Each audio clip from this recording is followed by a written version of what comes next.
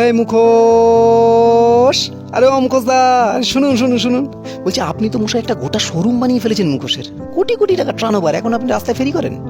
আর দাদা কি যে বলেন, মিথ্যের প্রাসাদ যতই উঁচু হোক না কেন, সত্য তো আসল রাস্তায় দাদা।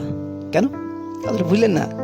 দেখুন, এই ফুটপাতে রাস্তায় আমি ফেরি করি বলি না, ঢিলে ঢালা মুখোশের আশপাশ দিয়ে আসল চরিত্রটা মানুষের আমি টেনে বের করি, তারপর সেগুলি তো গলিয়ে পারমুটেশন কম্বিনেশন করে নতুন মুখোশ বানাই, সেগুলি আমাদের শোরুমে বিক্রি হয় চড়া দামে।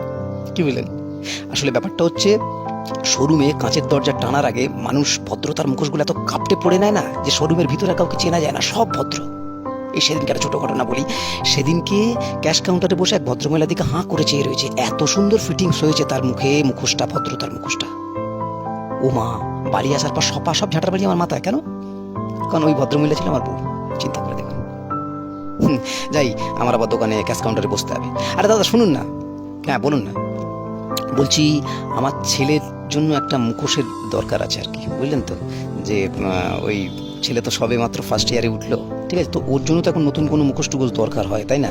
কি মুখোশ আপনি সাজেস্ট করেন, কিছু বলতে পারেন? এ বাবা, এটা জানেন না? এদের জন্য তো দুটো মুখোশ, দুটো, হ্যাঁ এদের জন্য দুটো মুখোশ। দেখুন, একটা হচ্ছে ট্র্যাডিশনাল, একটা হচ্ছে কন্টেম্পোরারি। যখন এলাকা দিয়ে পাস করবে তখন ট্র্যাডিশনাল মুখোশ, ভদ্রতা কিংবা সরলতার মুখোশ। ঠিক যেই এলাকা পার হয়ে গেল, তারপরে কন্টেম্পোরারি মুখোশ, আধুনিকতার মুখোশ। বাস, এটাই তো চলছে, অ্যাভেলেবেল আছে, চলে আসুন। আচ্ছা, আর আপনার জন্য কিছু লাগবে না?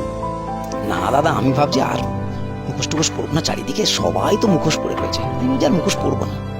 এই বাবা, আপনি দেখছি আমার ব্যবসাটাকে লাটে তুলবেন কেন? ধরে ফেলেছেন মশাই কি? আরে আমার নতুন ট্রেন্ড যেটা আসছে সেটা হচ্ছে মুখোশ না পড়ার মুখোশ। এটাই তো নতুন ট্রেন্ড, বিশাল ব্যাপার, তাই নাকি? আছে নাকি মুখোশ নতুন? এ বাবা, আপনাকে তার জন্য বুক করতে হবে। আর আপনি যদি ধরে ফেলেছেন, প্রথম 10 জনের মধ্যে আপনাকে দেবো স্পেশাল ডিসকাউন্ট দেবো। এখন কাউ কিছু বলবেন না। মুখোশ না পড়ার মুখোশ এখন মারাত্মক ট্রেন্ড, ঠিক আছে? চলে আসুন, অসুবিধা নেই, ঠিক আছে? আর শুনুন না, ও মুখোশদা, বলছি কি যে আসলে সত্যি একটা কথা বলবো আপনাকে, এটা খুব অন্তরঙ্গ কথা, বলুন। বলছি, কোনোদিন কি সত্যি মুখোশ ছাড়া সত্যি সত্যি বাইরে বেরোনো যাবে না? আপনি আইডেন্টি কার্ড ছাড়া কোনোদিন স্কুলে ঢুকতে পারবেন? পারবেন না। তেমনি সমাজের আইডেন্টি কার্ড হচ্ছে এই মুখোশটা, ওটাকে পরে আপনাকে বেরোতে হবে, নাহলে আপনাকে জঙ্গলে যেতে হবে। সত্যি কথা বলবো, আমিও চাই সেই দিনটা আসুক যেদিনকে সত্যি সত্যি মুখোশ ছাড়া মানুষ বেরোতে পারবে।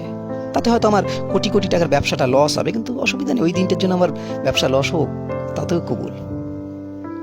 আর এত বড় বড় কথা কেন বলছি বলুন তো? আমি কারণ আমি জানি সেই দিনটা কোনোদিনই আসবে না, সেই জন্যই। চলি দাদা, আবার পরে দেখা হবে। এই মুখোশ নেবেন, মুখোশ।